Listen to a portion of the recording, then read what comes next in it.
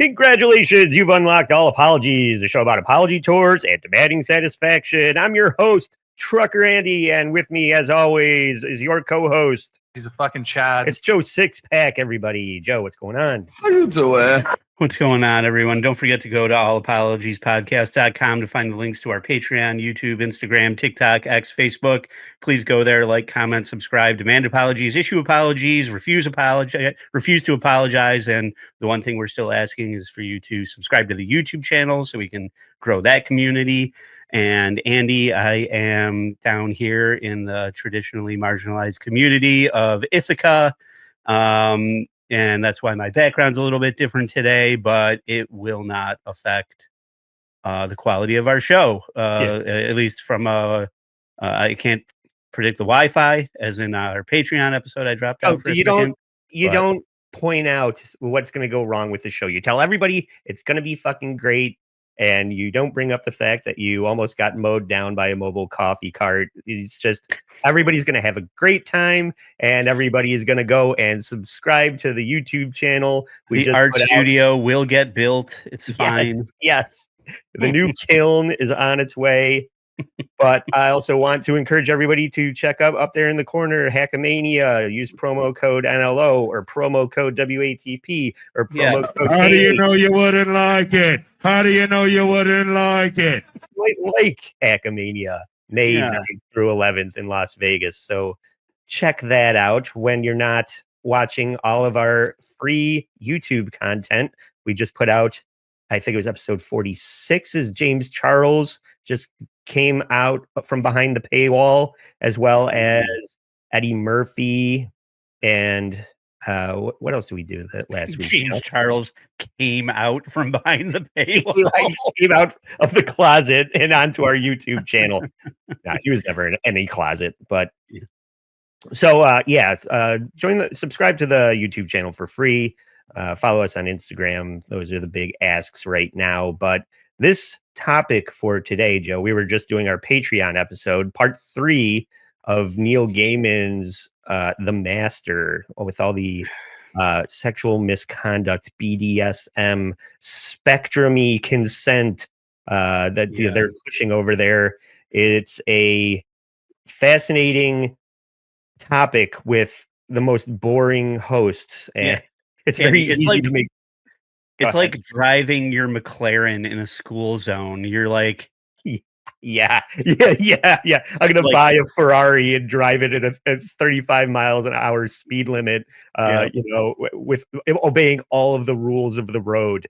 Mm-hmm. It's an insane show, and it's been a lot of fun to talk about. And Joe's been nice enough to be the one to take the brunt of the boredom. Let me clarify that. Andy and I are taking a fascinating story and making it more interesting because the people who delivered it originally are boring as fuck. That's the message. Our show is good. Go pay for our show. Their show is terrible. We're jumping in the passenger seat and yelling, "It's the vertical pedal on the fucking right. Press it. This is interesting. Stop making it so boring." Yeah. And speaking of interesting, everybody won't shut the fuck up about Blake Lively, which is what we're talking about today. I'm always interested in Blake Lively. Well, that was going to be one of my questions. It's like, what has she done that's any good? Honestly, do you have something you could point to that's like, that's what I like. Blake Lively. I do. Ever since Ladypool, I've been trying to get my mistress to wear that red leather jumpsuit. Yeah, right. It's just not happening. Was she the one in the shark movie? What is it? The Reef or some shit where she's like stuck on a buoy in the middle of a shark infested lagoon or whatever. That was her, right? I don't remember the name of that movie. Maybe Ed can look it up, but I did remember seeing that and thinking it was pretty good. But at the same time, it could be anybody stuck on there. Like, she's not why the movie's good. But most people, I guess, would say Gossip Girl is her claim to fame, right? For sure. She gets to dress up, they get to put all the clothes on Barbie on that show. But beyond that, I don't really. She in Green Lantern with, wasn't she the isn't that where she met Ryan Reynolds? That's exactly right. That's how they met and got together. I'm like the only person that kind of enjoyed Green Lantern, I think, in the theater. I think you're right about that because it's a piece of shit. Yeah. But I think I was super high and I really enjoyed the CGI of the movie. Right. Yeah, when I was doing some research about The Shallows. The Shallows, right? Ryan Reynolds left Scarlett Johansson to go be with Blake Lively. I was like, oh, I forgot Ryan Reynolds dated Scarlett Johansson for a while until they were traumatized by the performance of. They were trauma bonded by the performance of Green Lantern at the box office, and they ended up getting together after that. Right. Because that movie stinks. I mean, sound off in the chat if you love Green Lantern, Husey. But so now she's gone on to make this other giant turd that is called It Ends With Us, which I wanted to just go watch it for context, but I couldn't bring myself to. It looks, it's just not for me. But every broad on TikTok is holding up the book, going, "This book changed my life. I love it so much." And whatever. That really doesn't have anything to do with the story, the quality of the movie, the success of the movie. It was a box office success. I'll say that. I wrote down some notes here that I forgot to pull up, so let me find this quickly. I'll tell you, I could have watched that movie, but instead I watched that Saturday night, the Saturday Night Live movie that I heard that's not good either. It wasn't great. It was like really kind of, I mean, conceptually, I appreciated the idea of it, but it's just a bunch of impressions. The guy that does the Chevy Chase impression is pretty good. That's the Riddler from Gotham. Yep. And he did look like one of the better analogs. Yeah. You look at the Belushi guy and you're like, that doesn't look like Bill Murray in any single way. Some of the people on there were poorly cast. The dude from Perry Mason and The Americans is a little too famous at this point to play George Carlin. Like, you're just like, well, that's that guy, not George Carlin, but he plays George Carlin in it.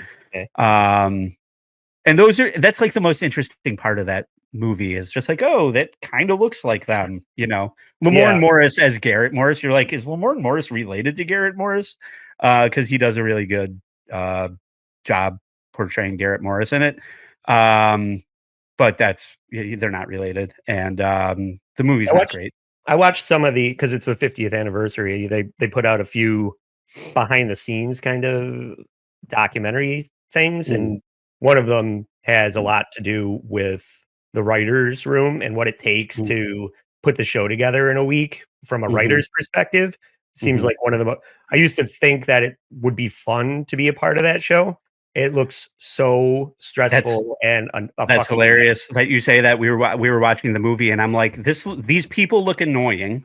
That because it's all like a lot of improv people. So it's like improv people running around causing chaos. Meanwhile, the timeline is so chaotic that it's just like traumatic. Like every day is a hectic trauma with improv people inserting themselves to be annoying. I'm like, this looks horrible. Anytime you thought it might be fun to work on that show or something, or like, oh, I missed my shot, like I could, like Shane Gillis, I could have been on Saturday Night Live. No, you dodged a fucking bullet. It looks horrible. You be in that situation with fucking Bowen Yang and the other two annoying Kyle Moody and Marcelo Hernandez. Yeah, I had fucking Chris Farley myself. Yeah, I know. But yeah, now you know why John Belushi and Chris Farley punched out.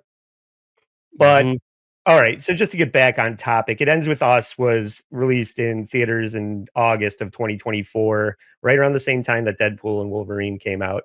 And it cost about $25 million to make. I'm only bringing this up because that's a drop in the bucket. It seems like a lot of what's happening between Blake Lively and Justin Baldoni is kind of wrestling for control of the production.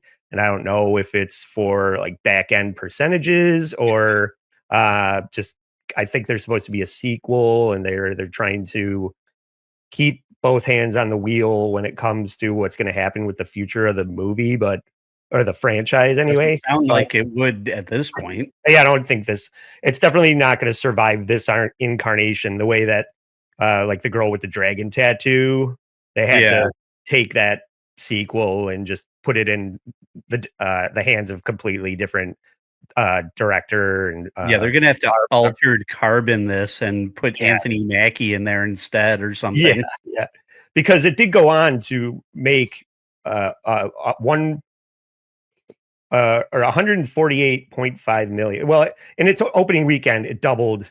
The box office was 50 million, so it made its money back 2 times over in the first weekend. Then it grossed to 148.5 million domestically and 202 million internationally for like a grand total of 351 Why are million. you telling me this, Patrick Michael? I'm telling you this because it's turned into a big cash cow and success. So this is why they're fighting, because it became yeah.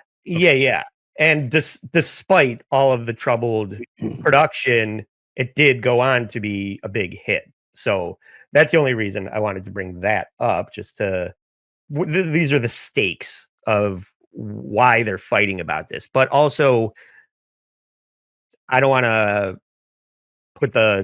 bury the lead, but I feel like if you're a Blake Lively, if you're a Ryan Reynolds, you have better things to do than waste your time with this shit unless there's something to it. That's the only reason you would Justin Baldoni, by the way. Well, he's gonna be infamous from now on. People are definitely gonna know who he is based on this. They certainly don't know who he is based on his Tiger Beat appearance on Jane the Virgin, where he takes his shirt off and his physique is his whole talent. That's basically what people knew him from before this. He directed something called 5 Feet Apart, which was like a Nicholas Sparks kind of I'm sick. I'm finding love in a hopeless place kind of horseshit Nicholas Sparks type of movie. Yeah. So he directed that, and then he was falling all over himself to get the rights to this piece of shit, which is about coming out of the other side of an abusive relationship, domestic violence type. This is why I couldn't watch this movie. I was like, I like to have fun when I watch movies. I'm not going to watch this fucking thing. But for your edification, let's get into the clip package. And this is a roundup of the allegations, and they're feuding in this first clip, Joe. Feud rumors. Rumors of a feud between Justin Baldoni and Blake Lively began circulating on social media after the two oddly appeared to avoid each other during the film's promotional events. This was your first time starring and directing. Yeah, what was I thinking?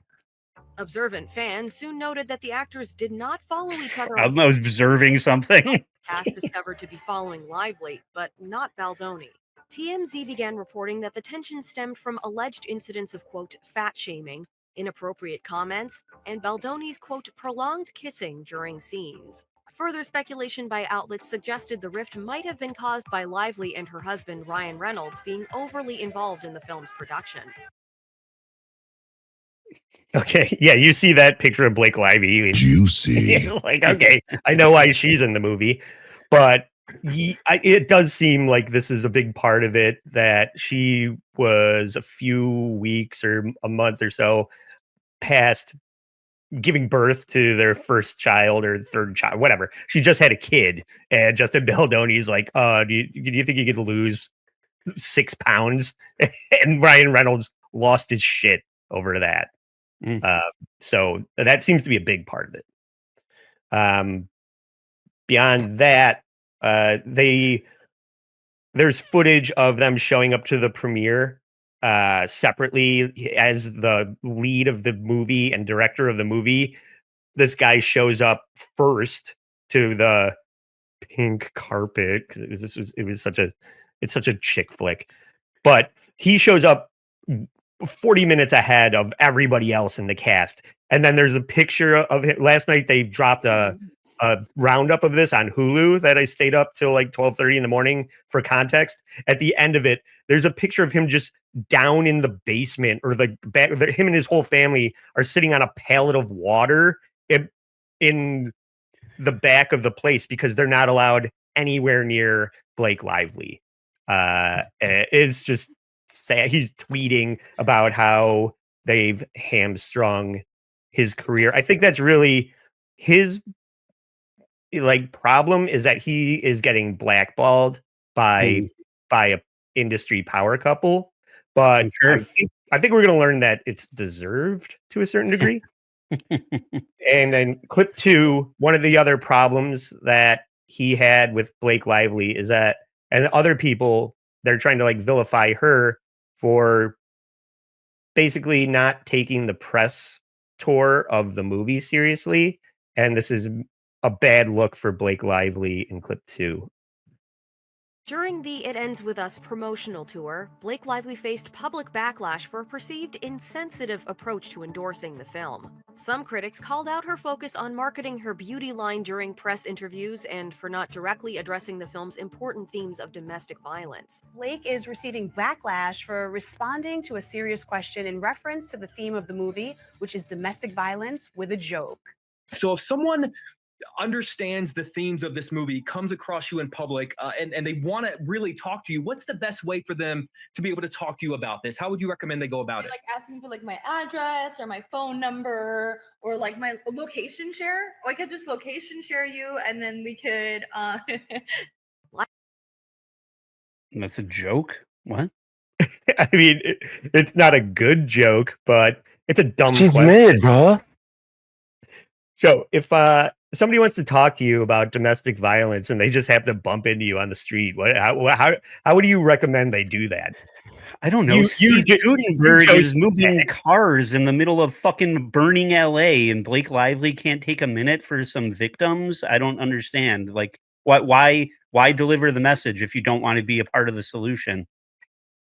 I think the real answer is don't come to me for advice about domestic violence. Is really, I'm an actress. What do I'm an actress in a healthy relationship. What do I know about domestic? Maybe choose a different project, I guess. Yeah. She's not a warm, inviting person. And she's just like, oh, so I should just give my address and phone number to everybody that wants to talk to me about domestic violence. It's not a great look. Yeah, that's what Twitter's for. It's realistic. I don't know. Here's I'm not going to run. Here's my Twitter handle. Hit me up on social media. Yeah, and I'll give you a crisis hotline number to call. That's who you should be talking to, not Blake Lively.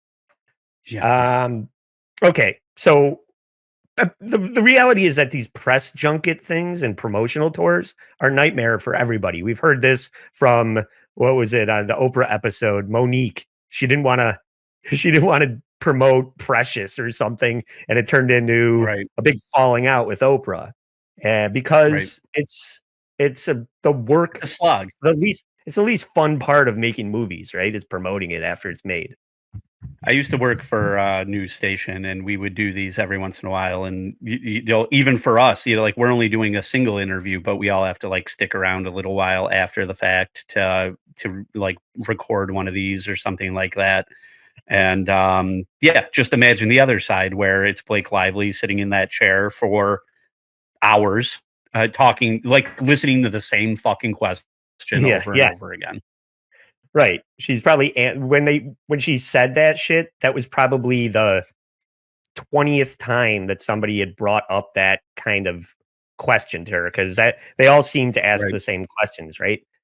And what we're going to learn is that these two are launching PR smear campaigns against each other to damage each other's professional relationship. Joe, you're frozen, but I'm going to continue to set this up while you maybe troubleshoot that. So in an effort to smear Blake Lively, this Justin Baldoni guy hires a PR you somebody to wag the dog of this whole situation. And what they've done is dug up footage of her from like 6 years ago when she was promoting a Woody Allen movie that she was in with Parker Posey, and this Norwegian interviewer is asking her about. Oh, this is when she was pregnant. She's seemingly pregnant all the time. So I'll say that maybe as English as a second language. What, Joe?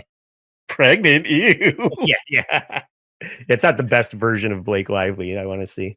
So this woman, maybe English isn't her first language, is going to try and congratulate Blake Lively on expecting in a weird way, and Blake is going to take it in a weird way and put it back on her in a weird way. And now, 10 years later, they're going to try and use it as ammunition against Blake Lively. Clip 3. Blake had recently announced she was expecting her second child with husband Ryan Reynolds. First of all, congrats on your little bump. Little did she suspect this retort. Congrats on your little bump. How shocked were you when she shot back? I was like, and I kind of looked down at my stomach. I was like, I didn't understand what she meant by it. Okay, Blake Lively's a cunt. Move on. Yeah, I know. Not everybody is warm and personable, but it's like don't comment on my fucking body. You know, this is not Page 6 where you go, she looks great with her fucking 6-month baby bump. It's like this. Well, did they announce it publicly? Like, was it public knowledge, or was this like reporter? Oh, they said that at the beginning, right? Like they had announced it? Yeah, but this is the thing. Like I said, it's kind of like English is a second language. She's writing for some fucking rag that nobody cares about. And the way that those people talk about these kind of things in media context and in salacious terms, it's just like, oh, nice baby bump. But if she had said, congratulations on expecting a new, you're expecting, is that exciting? She would have responded differently than saying, oh, it looks like you're getting fat. Oh, okay, thank you. You're fat too. That's what she did. Right. Why can't we just go, thank you?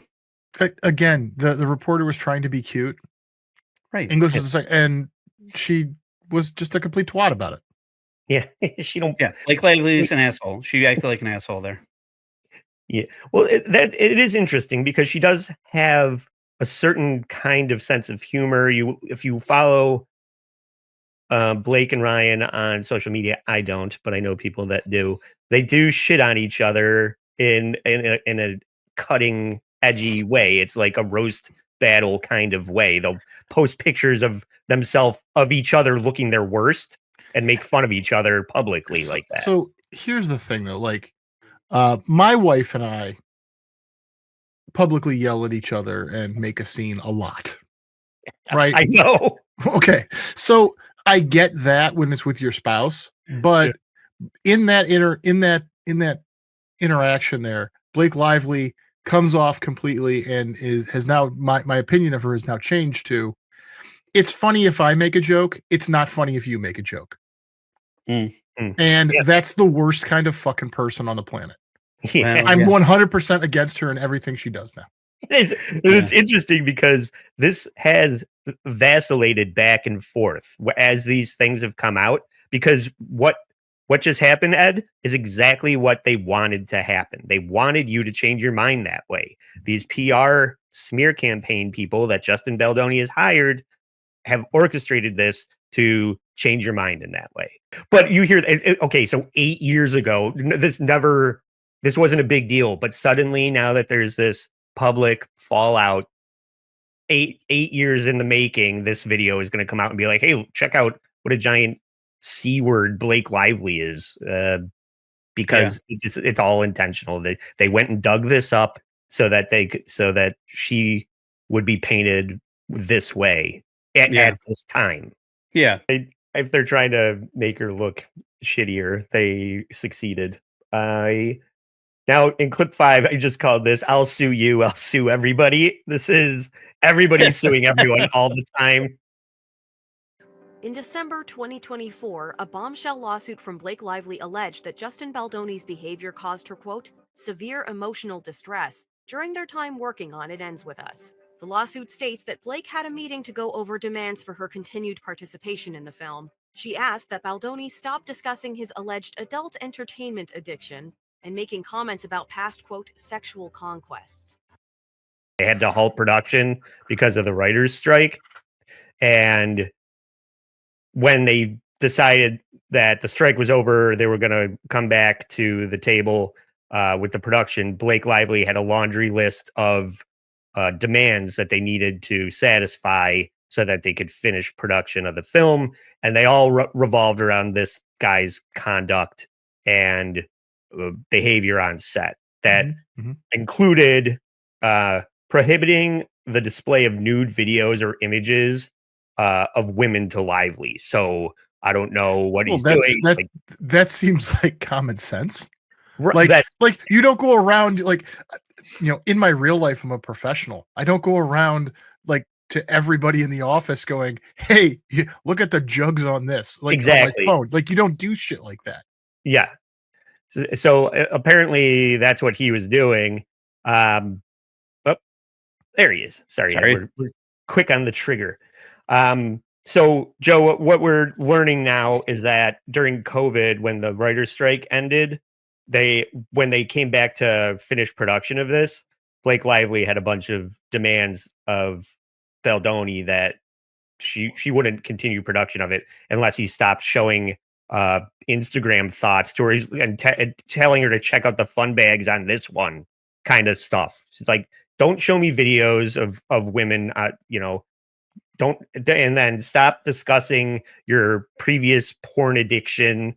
He's talking about, I used to spank it all the time. This is kind of like just things that you shouldn't do in a professional setting, right? Don't tell me what to do. Yeah, I mean, that's the kind of stuff you talk to with your brother-in-laws, not with a coworker. My process is jerking off in the porta-john before the shoot to Instagram models. Like, do you want a good movie or not? I need full hand release before the. Yeah, I'm a method actor. Yeah. Well, just me and Daniel Day-Lewis. Don't tell me about it. Is Blake Lively's point? I thought this movie was about sexual assault. Yeah. Please, Justin needs to avoid conversations about sexual experiences in front of every woman on set, and refrain from mentioning cast and crew members genitalia. Well, not commenting on Blake Lively's weight. Oh, I see. This is a Greg Wallace scenario where we're trying to shoot MasterChef in the UK, and I want to talk about everybody's boobs on set, but you don't want to hear it. Okay. You want to take a picture of Blake's boobs into the bushes? I'm going to post your boobs on Instagram.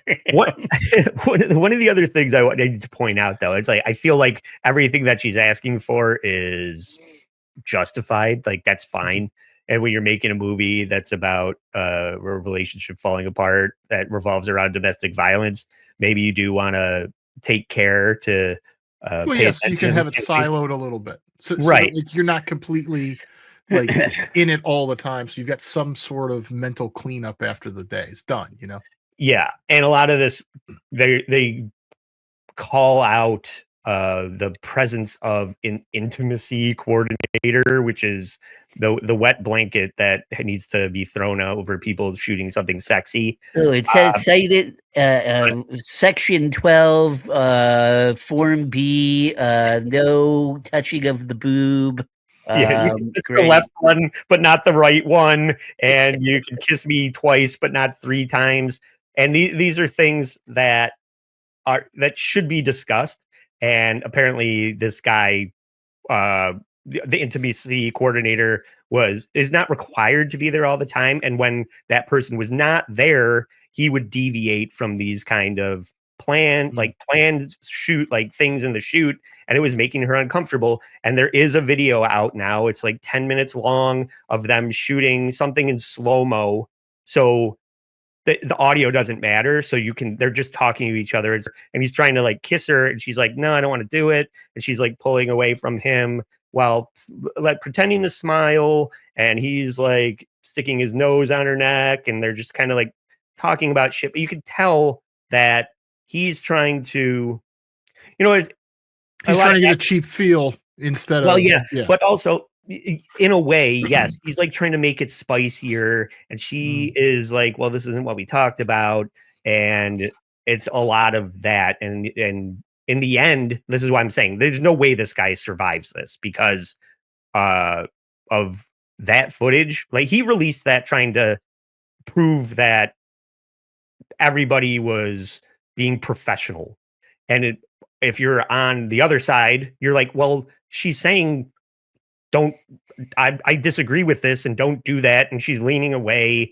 but she's just trying to like make the scene work. It's very convoluted, but my point is you can't invoke Ryan Reynolds and Taylor Swift and think that the person that is on the other side of this argument is going to come out the winner. It's just not going to happen for this Justin guy. No means no, Justin. Yeah, unless you're making a movie about no meaning yes, which is kind of part of the problem with this. So in clip 6, this is where I was bringing up, they have these competing PR firms that are trying to smear each other. So this is going to dive into that. Also asked that he discontinue questioning her weight and mentioning her late father. It also called for no additional sex scenes or explicit content beyond what was in the approved script. It said that Sony Pictures, the film's distributor, agreed to these terms. However, Lively claims Baldoni retaliated by launching a, quote, smear campaign to damage her reputation. Baldoni's lawyer, Brian Freeman, denies the allegations, calling them, quote, false, outrageous, and intentionally salacious. An attorney for Baldoni calling the allegations categorically false. I'm not reading all that. Lively of creating issues on set, including threats to skip filming and promotional events, which he says contributed to the film's challenges upon release. It's challenges to banking $350 million worldwide. I think you ended up fine, but it's definitely true that it's come out that there is like a PR maven working. That's why I was saying that they're wagging the dog. That all that footage of the Norwegian interview and her being like shitty on a press junket, that was all orchestrated by a PR team. They have like, it's not Russian bots, but they hire people to just jump in the comment section and shit all over her. There's like a team of people doing that. They had her staggy tits. They had a bar graph of like engagement, and it's just like a giant red line of when the Russian bot farm started shitting all over Blake Lively when those people got hired. It's pretty hilarious. I can sum it up for you. Justin Baldoni's like, everybody would see what an ass wound she really is. Yes. And she's like, nuh-uh. You know what? I've completely turned around on this. 100%. I've done a complete 180. Ed's yo-yoing all over this. But okay, so I mentioned the bot farm in clip 7. This is bringing that to light. Through obtaining private messages, an investigation by the New York Times suggests there was an alleged attempt to bury Blake Lively by Justin Baldoni. The report indicates that Justin Baldoni expressed dissatisfaction with managing the film's narrative during its press campaign. It said that his crisis PR representative, Melissa Nathan, allegedly reassured him, stating, quote, "You know we can bury anyone." According to the Times report, Baldoni referenced a viral social media thread accusing another celebrity of bullying, suggesting this is what we would need. Nathan allegedly proposed hiring contractors to dominate social media by initiating, quote, full social account takedowns, creating threads of theories, and working to, quote, change the narrative. She reportedly emphasized that these actions would be, quote, most importantly, untraceable. Okay. So they're completely traceable. That they already found. Yeah, I know. Fucking asshole. So Blake Lively's like, my heart and soul are torn to bits, and I'm still not over it. Yeah. Now my heart and soul turn into. Yes. I'm not over it. So while Blake Lively seems to be a bit of a bitch and not a very likable person, especially to people interviewing her during press junkets, that's not to say that, it's not paranoia if they're actually out to get you. So this guy is trying to fight back. This is the thing. Her Hollywood powerful husband and famous singer friend that's on the soundtrack are fully in her corner, and Taylor Swift and Ryan Reynolds. Oh, Taylor Swift is on the soundtrack. I don't. Yeah, remember when Blake Lively was at the Kansas City game, palling around with? Yeah, right. Yeah. Exactly what we all want to see at the Super Bowl. Blake Lively chumming it up with Taylor Swift. That's all because of this fantastic movie that we're all big fans of. Yeah, that's the thing that I think is escaping, or that needs to be said right now. This movie is dog shit. This isn't like a Marvel movie. This isn't, some cult classic. I mean, maybe for the sopping wet panty brigade, this means something to somebody, but nobody gives one fuck about this. The only thing anyone cares about is this drama. Yeah. Right. So, also, this is like Axl Rose fighting with Slash. Like, you guys are nothing without each other, so you might as well figure out how to make it work, because if you don't, no one gives a shit. Yeah, that's a good point. Somebody in the thing I watched last night described the movie as mid. It's mid, bro. And but mid, bro. It is successful. It made a shit ton it's of only money. 25 million. That's the other thing that I can't get over on this. This is like a nothing budget. They're like, we had to go out and get her a new wardrobe. What? Some Carhartt fucking overalls? This is nothing. This is like throwaway budget. This is like what we had to do an art house piece, and we had the smallest amount of money set aside to make this movie. We don't give a shit. It's not Star Wars. But that's what translates into a successful film is you keep the budget low. This is the whole Blumhouse model. Right, sure. No, yeah. So it is a success story. It's just not the a great model it's not a for great movie. everything. It's the model for everything. Yeah. Spend as little as possible and sell it for as much as possible. Right. That is economics in a nutshell. Yeah. So it's successful in that regard. It's just not a very good movie, and all you have to do is say Blake Lively's in it, and you can go, all right, it's probably not very good. What everybody's losing sight of is that no one will give a shit about this movie next year. Like, it came out, we launched it, whatever. It made money, great. No one cares. No one cares about this. All this is pure ego on these two people's part. And it's just like a battle of egos, and it's gross. It is, yes. I mean, that's kind of why everybody's eating popcorn while watching these two people. That it's not relevant to anything except it's just like, you're a dick. No, you're a dick. You're all dicks. Right. My reputation. This is about my reputation. Yeah. Who cares? So, we got a lot to get to because there's a whole thing.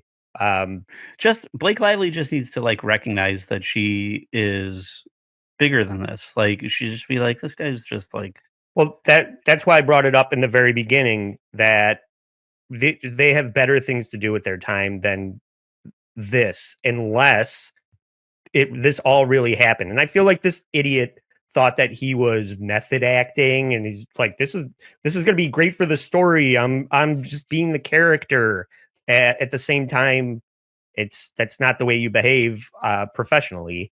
And to a famous guy's wife, by the way, she's married to one of the most popular actors making movies today. So the big thing, be a little respectful. Yeah.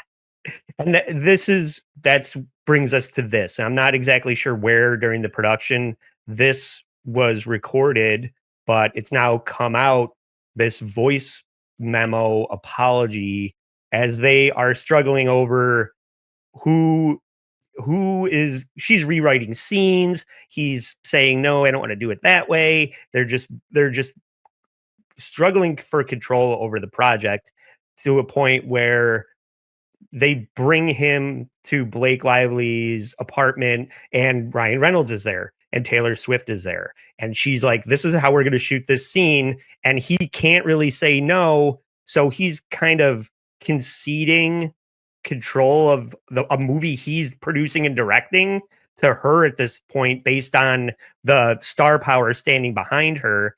At 2 a.m, he sends this 6-minute voice memo, which is, this is all apologies. Where's the apology? This is one of the biggest, best things that we could possibly ask for. This guy eating shit for 6 minutes, and trying to just keep her on board and just give the baby her bottle because he's sick of dealing with her, and he probably knows that he's wrong, and you didn't really see it going this way, but this is him basically just kissing the ring in clip 1, the voicemail 1.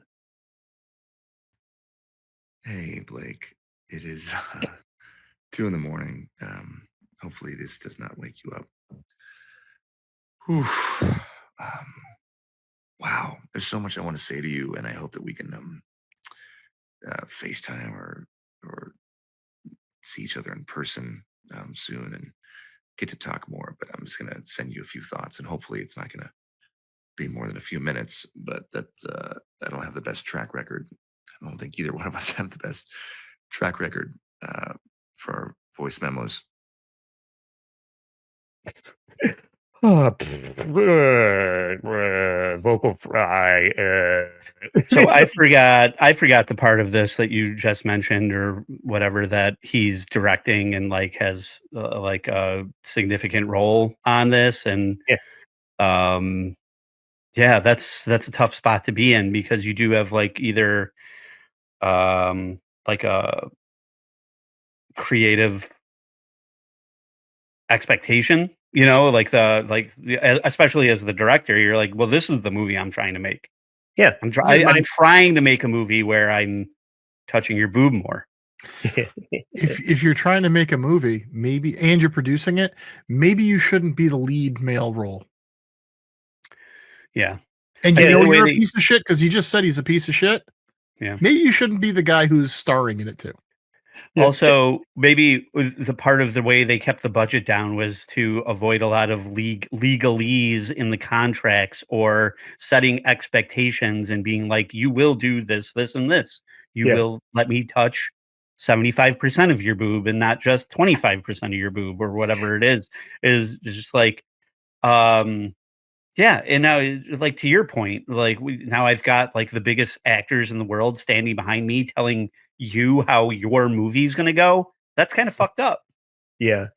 This is what this has turned into is a big budget The Room. This guy is Tommy Wiseau trying to insert extra love scenes. He's running around with a cock sock on, trying to get Blake Lively to stay out of my private bathroom. Trying to get Blake Lively to lose weight while he's running around set with a cock sock on. And now Ryan Reynolds is like, hey, he's the Paul Scheer guy that's running out going, trying to fight him. So clip 2, this is the actual apology. There's several apologies in this, but this is the compliment sandwich. Do you know what a compliment sandwich is, Joe? Of course. Yeah. I want to start with an apology. Man, reading the second part of your message, my heart sank, and I'm really sorry. I for sure fell short, and you worked really hard on that, and the way you framed it, and how that made you feel. I just want to say thank you for sharing that with me. That trust and vulnerability, and I feel really grateful that you feel safe enough to tell me that that's how you feel. Oh, I hate him so much. God, what a fucking loser. This guy, No, but he wants to have it that- both ways. He's trying. Yeah. He's like, I really understand the feminine perspective of what you have to go through. Meanwhile, I'm just trying to like grab your ass because I think it's good for the film. Yeah. I don't know. This is why like you get these I'm trying to think of the director who fits the bill of this, of just like, no, like this is why you get like a Joss Whedon type of person, where you're just like, no, like nobody cares like that you're on your period. This is like multi-million-dollar production that we're trying to get off the fucking ground. And I'm sorry, you just can't even today. Okay. But we have fucking a shot list, list here that we're trying to fucking get through. And I'm sorry, the fucking quinoa salad wasn't great at Crafty this morning. Well, can we please even get on with this? Joe, it's even worse than that though, because Ryan Reynolds and Blake Lively are actively rewriting the scenes of the movie, and they're showing up and going, "This is the movie now," and he's like, "What are you talking about? No, this is not." I think happening. In the real world, what happens when that kind of thing goes on is you fire them and you hire somebody to replace them. That's what happens in the real world, not in this fantasy bullshit that we call entertainments. Right. You know what the delusion here is as well is Ryan Reynolds is used to having his way with Disney at this point, where he's just like, oh no, like we dictate how this goes because we're in the driver's seat of a insanely successful property, and we're not going to let them come in and tell us about what we're going to do. And he and she thinks that they can do the same thing with this movie, is what it sounds like, right? It's just like, honestly, it would, this Justin dude should be listening to them personally. That's what I think. Just professionally, it's probably a good idea, but he's just struggling to retain control while they're handing him new pages, and Taylor Swift is standing there going, "I think this is better," and that's what happened. Joe, I think you're right. I'm completely against her and Ryan Reynolds again. It's gone back and forth both like this Ed roller coaster that we're on with this spinning around. Yeah, you really don't know who to root for with this. Everybody sucks. If anything, I'm just more disappointed with Ryan Reynolds. I always kind of thought that he was a beacon of hope in an industry of garbage, and now it just turns out that he's just as bad as everybody else. But in clip 3, Justin is basically just admitting defeat at 2 a.m. over this voicemail. I'm really sorry. I fucked up. That is a fail on my part. One thing you should know about me is I will admit and apologize when I fail. I am far from perfect. I'm a very flawed man, as my wife will attest. And and I'm gonna fuck up. I'm gonna say the wrong thing. I'm gonna put my foot in my mouth. I'm gonna piss you off probably, but I will always apologize and find my way back to center. That is one thing I can assure you of. And I'm sorry I made you feel that way. That must have felt terrible. And I will for sure do better. That was not my best weekend, and I should have given it more time. And what is this language that I'm going to find my way back to center? The center of 2 butt cheeks. You fucking asshole. I don't know.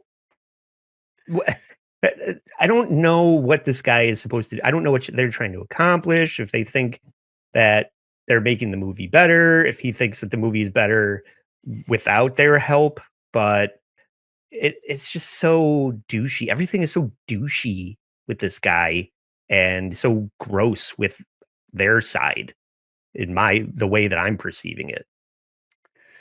It's just woke culture, like the way you feel is more important than the final product. Like we need to logistically make it through this thing and create something that looks and is good and that people like. That's the most important thing, not the way you feel about we your can't day-to-day working. thing. We're trying to bring a product to market here. Yeah. Well, unfortunately, the product is woke. I mean, that's the whole movie is that it's and not even woke, but it's super feminist. And this guy, he has to 100% regret running to get the rights to this and having it turn into all of this. He's like, I'm only doing military movies from this point. yeah. This guy is going to become the new Liam Neeson, where he's just like shooting people in Alaska because shooting women. He's killing all the women in the movie. Yeah. He's gonna be a sex trafficker in the next Liam Neeson. He's gonna be the villain. So clip 4, just when you think this guy is maybe sincere and coming around to her way of thinking, he's gonna start using gross words that you're just like, ew, don't say it that way in clip 4. And damn right, you got great friends if that's how you felt and they knew that. And fuck, you should all have friends like that.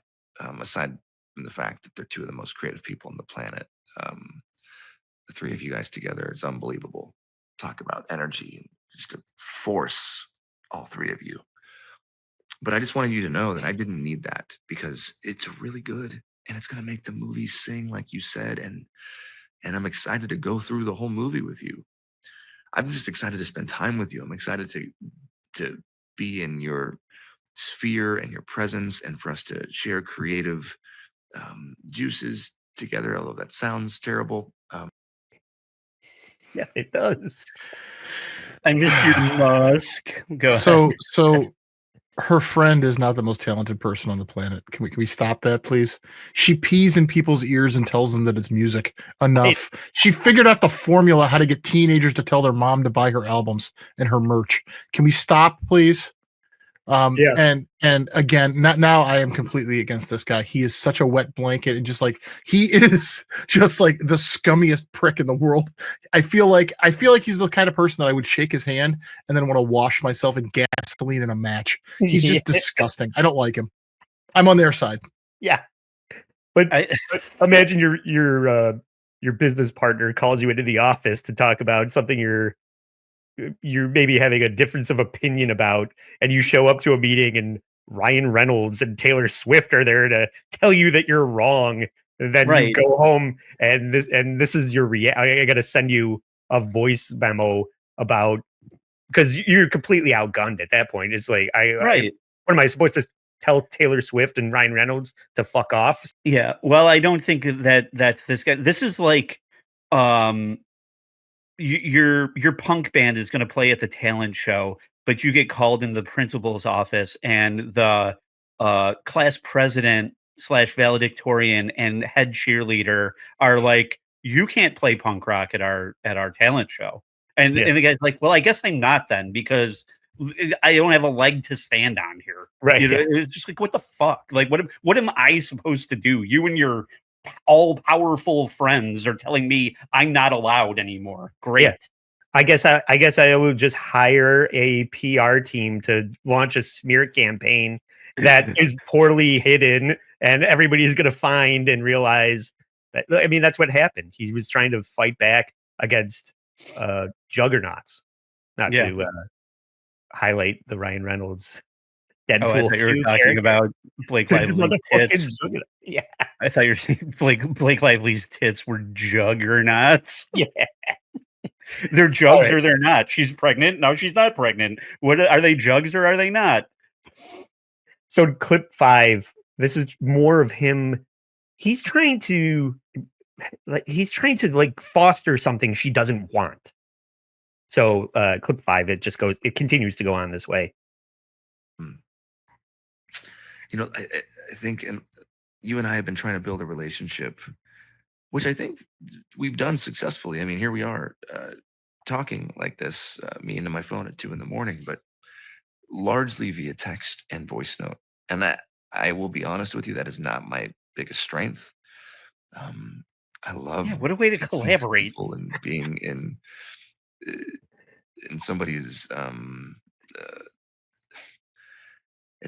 space and being face to face, and I feel like that's where I excel, and definitely fallen short at times in our text and voice note exchanges because there's so much to communicate and there's so much happening, and all that to say, I'm just really looking forward to spending time together. See, this is the most damning one. It's like, it's really hard for me to grab your ass and feel you up over voice memo. Can't we just get back to being face to face where I could grope you against your will? No, you can't. Well, I mean, the other thing is like, yeah, you can't. This is no way to make a movie over text and like in FaceTime. Andy and I have worked on film projects and stuff like that, and even seen like a love scene, quote unquote, kind of happen on a film set. Like, yeah, we did. There's a lot of trust like involved, and this is on like a low level bullshit level, like amateur hour kind of level, where like you have to trust the director and trust the person you're acting with and things like that. And like the idea that you're just gonna kind of plot it out over a fucking voice memo or something like that, that's no way to do a project. I understand like you're pregnant and super famous, but I need you fucking committed here. Yeah. And to lose 5 pounds. So much context is lost over text. Like any form of like sarcasm and sense of humor is lost. So if you try and like just put that in there without an emoji, and it's gonna come off as douchey, especially when you're saying, I want to work on our creative juices in your space. Yeah. That's not good. That's not and also, we've seen her style of humor as well, where if you have a sarcastic, biting sense of humor, that doesn't always translate over text. Yeah. Especially when Ryan Reynolds is standing over your shoulder reading it. Yeah. Say something about his big nose now. Yeah. Okay. So 3 more clips of the voice memo here. This is him talking about wanting her as a creative partner. And I think that's going to really go a long way for our chemistry, which I believe is there. Has been there from the start. So I was so damn excited when you wanted to do this film. I felt it in the room when we met. And ew, dude. Yeah, I think it does come from in my pants. So fucking hardworking and having a vision and not settling. And I'm excited to have a creative partner in that with you. And it's just really exciting. I'm very excited downstairs.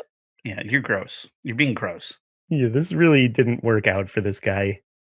Let's just speed run these last 2 because it's being belabored. I think we get the point that this guy sucks. Final approval. I am so sorry you have been through what you've been through with these other filmmakers and producers or whoever the people were that you worked with. Powerful people love your groveling. Those fuckheads that I'm just still kind of blown away that this is the industry that we're in and that you've experienced that as a woman. And I know I don't need to say it, but that's not at all going to be or will be. And hopefully it's not been the experience with me. There's nothing more exciting to me like that I get to work with Blake Lively and have her, all of her. I mean, that's what I want. And so there's been no hesitancy with me sending you the final draft file.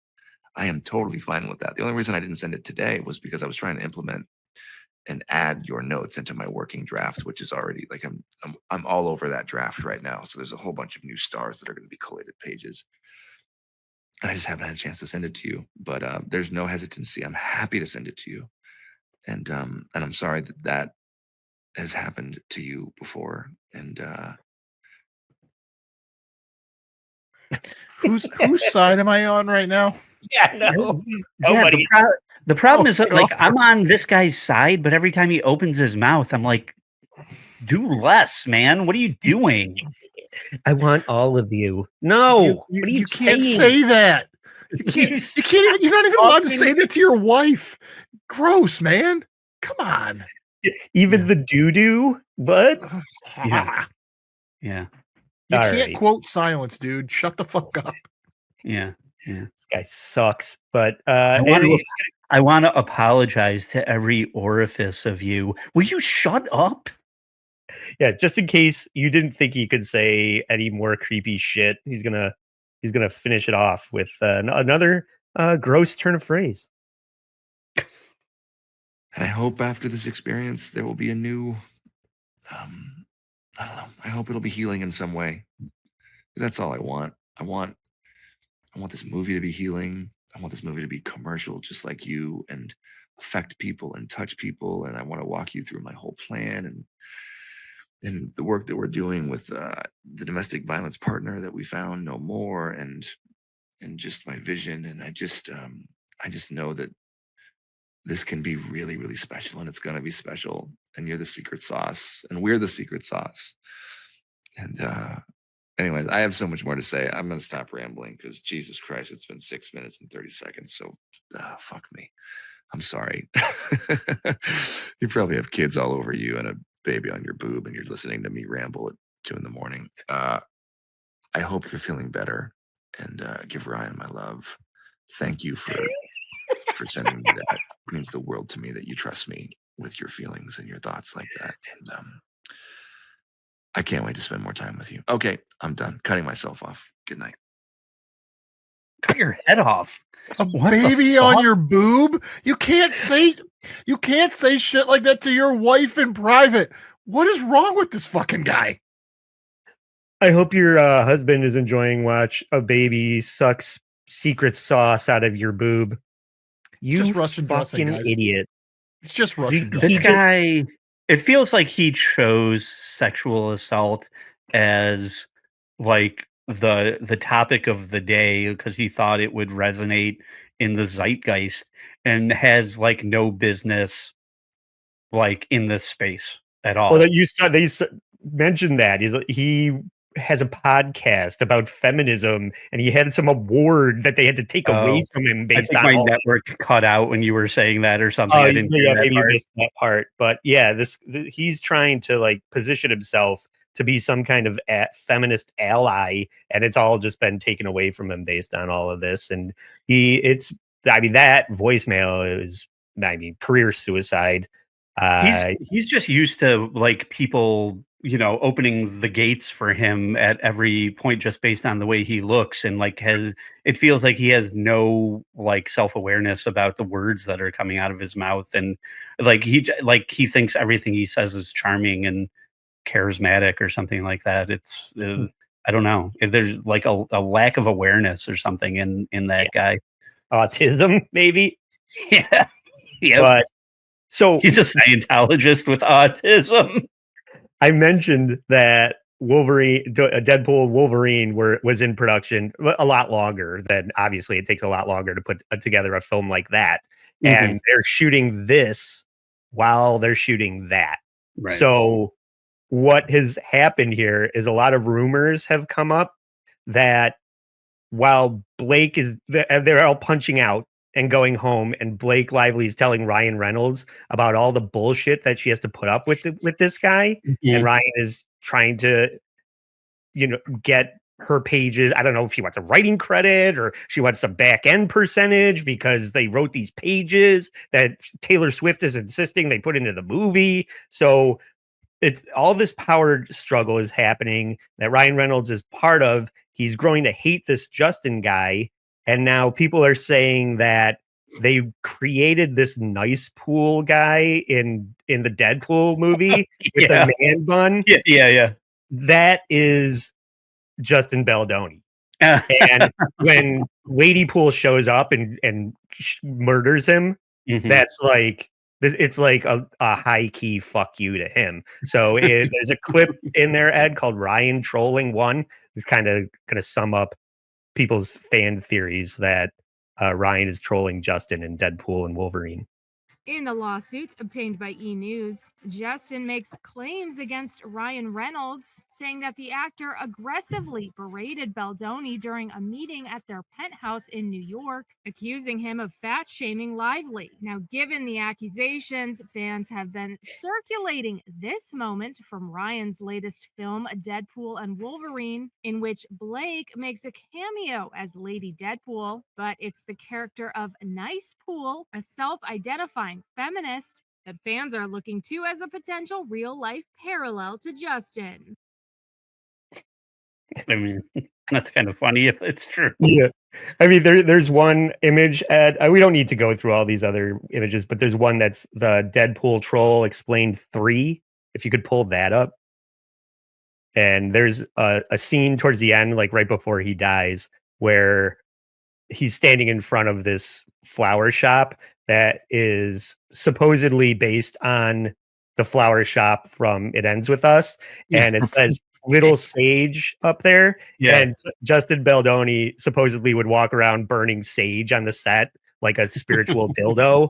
So they put this flower shop in there with Nicepool as an Easter egg of a fuck you to Justin Baldoni, which I think is pretty hilarious. I will say if this is true, it's genius.